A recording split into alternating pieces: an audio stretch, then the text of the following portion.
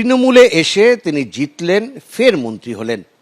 তারপর এই মুহূর্তে তৃণমূলের রাজ্যসভা সদস্য।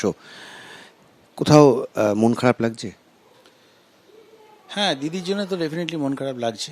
তার কারণ যাদেরকে উনি একদম আঙুল ধরে একদম তুলে এনেছিলেন, মানে অগাধ বিশ্বাস করেছিলেন, তারা হঠাৎ যার ছবি, যাদের সব কিছু মানে এছাড়া আর কোনো গতি নেই পশ্চিমবঙ্গে, মানুষ নইলে বিভিন্নভাবে সমস্ত ধর্মের মানুষ এদিক ওদিক হয়ে যাবে, এই বলে যারা ভোটে জিতলেন, তারা যদি এখন জিজ্ঞেস করে কে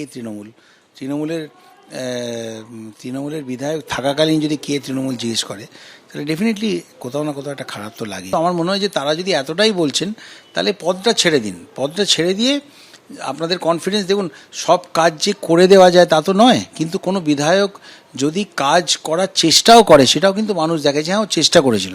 আসানসোলে কি আমি সব করতে পেরেছিলাম? পারিনি। আমি কি হিন্দুস্তান কেবলস খুলতে পেরেছিলাম? পারিনি।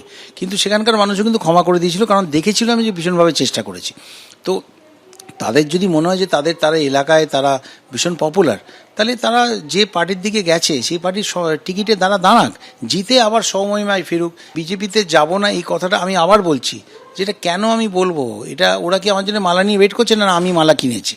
কাজে আমি কোনো কিছু বলতেই চাই না। আমি যেখানে দাঁড়িয়ে আছি সেখানে দাঁড়িয়ে থাকবো। আমার 6 বছর আমি খুব শান্তভাবে পার্লামেন্টে কিছু ভালো ইস্যু তুলে, ওই সিঙ্গারা জিলিপি নিয়ে রাঘব চাড্ডা হওয়ার কোনো ইচ্ছে নেই আমার। আমি যেগুলো আমার মনে হবে, যেরকম নেত্রী আমাকে বলবেন যে ইস্যুটা ওঠাও, সেগুলো করব। এবং ঋতব্রত শিবির বা যে নতুন শিবিরটা তৈরি হয়েছে, যারা দাবি করছে আমরাই তৃণমূল, তাদের সাথে কোনো যোগাযোগ না। 21শে জুলাই কোন মঞ্চে থাকবে? একজনের সঙ্গে দেখা হয়েছিল, বাট তারা ঠিক কেন জানি না চোখে চোখ মেলাতেই পারছে না। 21শে জুলাই কোথায় থাকবেন? দিদির সঙ্গেই থাকবো, অ্যাবসলিউটলি দিদির সঙ্গেই থাকবো।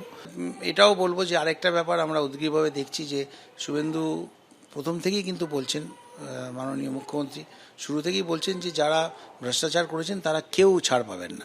তো এই যারা মানে এই যে জাম্পগুলো করছেন, তাদের মধ্যে যে সমস্ত দাগি যারা আছেন তারা ছাড় পান না, তাদের করাপশনটা কার্পেটের তলায় চলে যাবে, এইটা দেখার জন্য কিন্তু পশ্চিমবঙ্গের মানুষও খুব উদ্গ্রীব হয়ে আছে। এবং এটা শুধু পশ্চিমবঙ্গ না, এখন সারা ভারতবর্ষের মানুষ পলিটিক্স দেখে দেখে না, তারা পলিটিক্স নিয়ে সবাই খুব অ্যাওয়্যার, ইয়াংস্টার থেকে আরম্ভ করে সবাই খুব অ্যাওয়্যার। হঠাৎ যার ছবি, যাদের সব কিছু মানে এছাড়া আর কোনো গতি নেই পশ্চিমবঙ্গে, মানুষ নইলে বিভিন্নভাবে সমস্ত ধর্মের মানুষ এদিক ওদিক হয়ে যাবে, এই বলে যারা ভোটে জিতলেন, তারা যদি এখন জিজ্ঞেস করে কে